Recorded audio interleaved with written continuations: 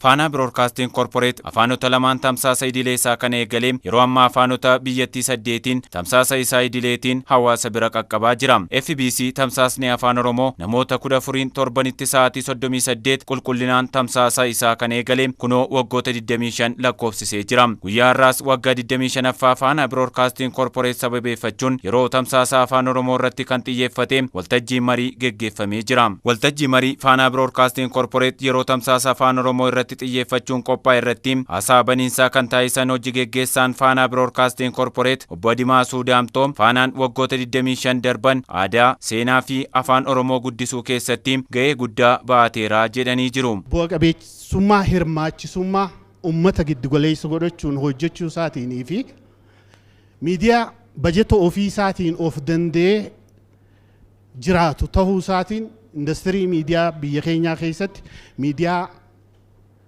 harrabanii jechuun ni danda'ama. Inni biraa keessattuu immoo aadaa, seenaa, afaan uummata Oromoo akka dagaagu xiinsammuu uummata Oromoo giddugaleessa godhatee dhaqqabummaa isaa uummata ka'umsa godhatee icitii guddina isaa immoo uummataa fi uummata yaada uummataa waliin falmuu yaada mo'ataan iddoo olaanaa akka qabaatu gochuuf akka miidiyaatti immoo barsiisuu, bashannansiisuu fi odeeffannoo kennuun gamattis ummanni karratti hirmaatu rakkoon hawaas diinagdee isaa akka furamu qaamni dhimmi ilaallatu yaada akkatti kennu gochuu keessatti miidiyaa xurree bane jechuun ni danda'ama. Kanaan alattis Faanaan kan dhaggeeffatan qofa osoo hin taane kan ittiin dubbatan ta'uudhaan dirree marii ta'eeras jedhaniiru obbo Dimaasuun. Hawaas diinagdee keessatti giddugaleessummaan isaa aadaa, seenaa, duudhaa uummata Oromoo godhachuu isaatiif marii fi marabbaa banuu keessatti waltajjiiwwan marii leetoo hawaasaa komii uummanni qabu ijaa fi gurra uummataa ta'uudhaan qophii uummanni maal jedhaa hawaas bu'uura keessatti ciminoonni jiran akka dagaagan hanqinoonni jiran hundi irraa akka furaman gochuu keessatti bu'uuraalee misoomaatiin hojiiwwan hojjetaman uummata bira ga'uudhaan hojjechuu keessatti gahee olaanaa miidiyaa taphachaa turedha.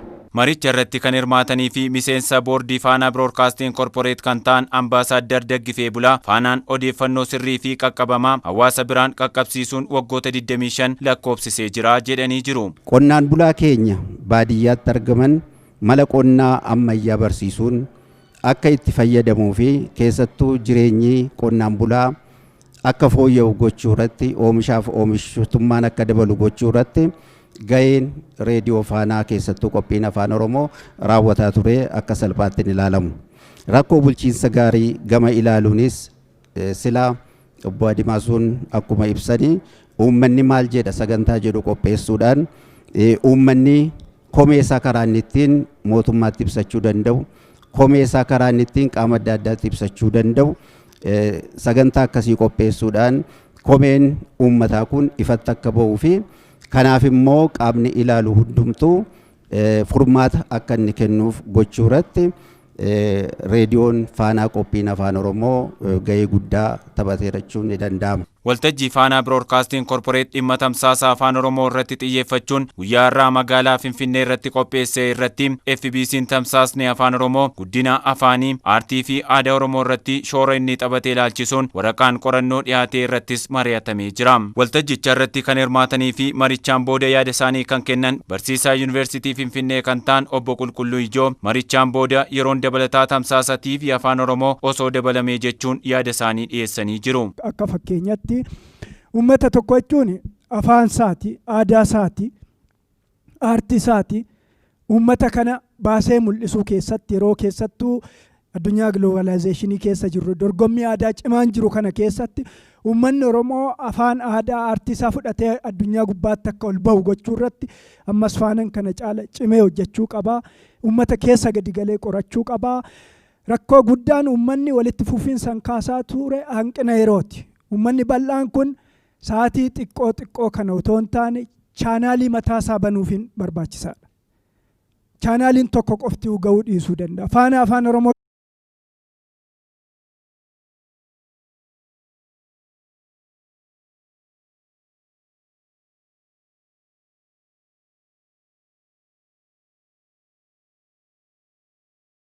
ni danda'a. kanarratti sirriitti hojjetamuu qaba. Kan biraa teekinooloojii fi barnoota irratti sirriitti hojjetamuu qaba.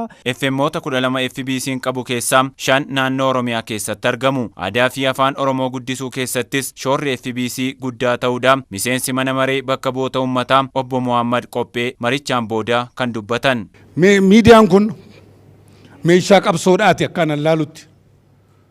Qabsoo afaan keenya guddisuudhaaf, aadaa keenya guddisuudhaaf, eenyummaa keenya dagaagsuudhaaf, tokkummaa keenya walitti fiduudhaaf, walitti itituudhaaf, wal baruudhaaf, eenyummaa keenya baruudhaaf hedduu nu fayyade.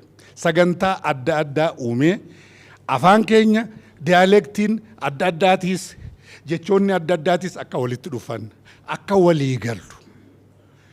Ummata bal'aa waan taaneef bakka bakka adda fagaannee waan jirruuf aadaan achi hundu maal akka ta'e akka wal barru, akka wal jaalannu, qabeenyi qabnus maal akka ta'e akka hubannu, kutannee immoo if jijjiiruudhaaf biyya jijjiiruudhaaf akka hojjennu, jaarmaa biyyaa keessatti biyya jaaruu keessattis gahee ummanni keenya qabu akka guddisu, ummatoota biraatii wajjiinis waliin jireenya nagaa gaarii jaalalaa akka qabaatu miidiyaan kun hojii guddaadha hojjete. Anaaf faanaan mana barnootaati. Obbo Dimaasuu Daamtoos xumura irratti haasaa taasisaniin FBC'n akkuma duraanii hawaasa waliin hojiiwwan caalan hojjechuuf qophii ta'uudha kan dubbatan.